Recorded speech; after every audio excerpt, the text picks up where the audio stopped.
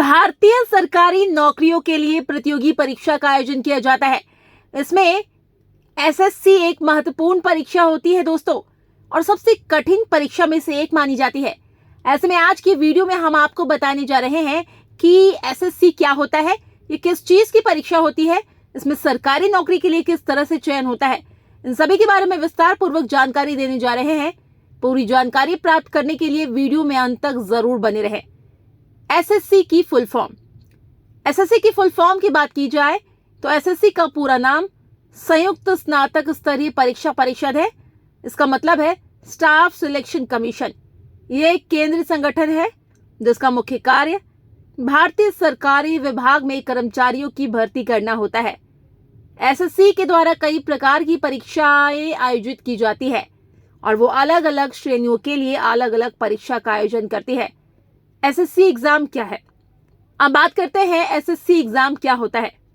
SSC के द्वारा कई प्रकार की परीक्षा आयोजित की जाती है।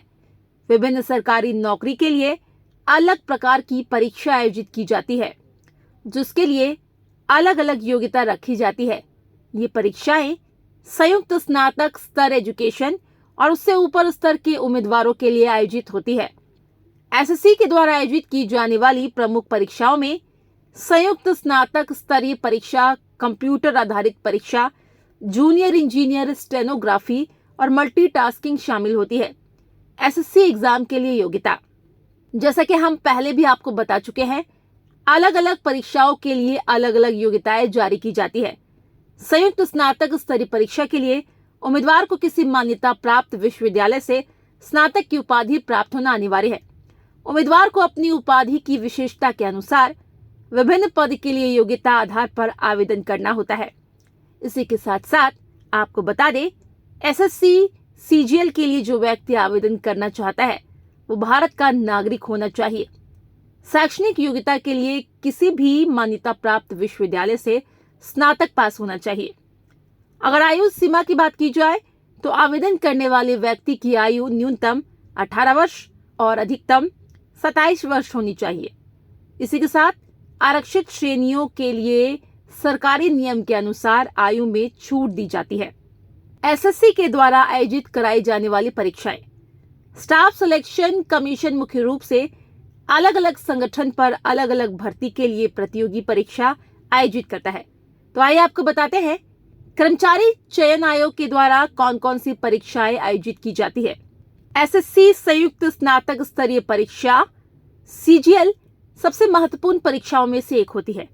इस भर्ती की मांग उम्मीदवारों के बीच बहुत ही अधिक है। इसके माध्यम से उम्मीदवार को केंद्र सरकार के विभिन्न बड़े बड़े विभाग, मंत्रालय और संगठन में भर्ती किया जाता है। ये परीक्षा 4 चरण में आयोजित होती है। एसएससी संयुक्त उच्चतर माध्यमिक स्तर की परीक्षा। ये परीक्षा हर साल भारत सरकार के विभिन्न मंत्रालय, विभाग और संगठन के लिए आयोजित की जाती है। इसके तहत कुछ महत्वपूर्ण पद को ही कवर किया जाता है। SSC junior engineer. SSC junior भर्ती सिविल, मैकेनिकल, इलेक्ट्रिकल, क्वांटिटी सर्वेक्षण और अनुबंध डोमेन जैसे ग्रुप बी पद के लिए आयोजित की जाती है। ये परीक्षा हर साल आयोजित होती है। एसएससी हिंदी अनुवादक। एसएससी हर साल जूनियर हिंदी अनुवाद की परीक्षा भी आयोजित करता है, जिसके लिए बहुत सारे उम्मीदवार भी उत्सुक रहते हैं। SSC GD constable. ये भर्ती एसएससी के द्वारा ही आयोजित की जाती है, जिसमें नागरिक सेवा के कई पद शामिल होते हैं। इसमें सीमा सुरक्षा बल, केंद्रीय औद्योगिक सुरक्षा बल, राष्ट्रीय जांच एजेंसी इत्यादि पद पर भर्ती की जाती है। SSC multitasking. मल्टीटास्किंग भर्ती के माध्यम से कुछ महत्वपूर्ण पद पर ही नियुक्ति होती है, जिनमें चपरासी, गार्डनर, दफ्तरी, जमादार, जूनियर गेस्ट ऑपरेटर, चौकीदार, इन सभी को शामिल किया जाता है। एसएससी वैज्ञानिक सहायक पद। इस परीक्षा के तहत कई सारे वैज्ञानिक विभाग में एसएससी द्वारा वैज्ञानिक सहायक की भर्ती की जाती है। एसएससी केंद्रीय पुलिस संगठन। इस परीक्षा के जरिए एसएससी दिल्ली पुलिस और कुछ पैरामिलिट्री फोर्सेस में सब इंस्पेक्टर के पद पर भर्ती की जाती है। ये परीक्षा हर साल होती है। एसएससी चयन पद। एसएससी द्वारा ये परीक्षा हर साल आयोजित की जाती है। इसमें हर साल ही लाखों उम्मीदवार भाग लेते हैं। एसएससी में जॉब प्रोफाइल्स के विकल्प। एसएससी के जरिए आपको बहुत सारी नौकरियां मिल सकती है। यहाँ पर हम आपको कुछ महत्वपूर्ण जॉब प्रोफाइल के बारे में बता रहे हैं। कंप्यूटर ऑपरेटर, इस पर काम करने वाले लोगों का काम कंप्यूटर और सॉफ्टवेयर के उपयोग से संबंधित होता है। वो डेटा एंट्री, फाइल प्रबंध, ईमेल कंपोस्ट करना, इन सभी पर काम करते हैं। सामान्य अधिकारी, ये पद एमएससी में बहुत ही ज्यादा मांग पर रहता है।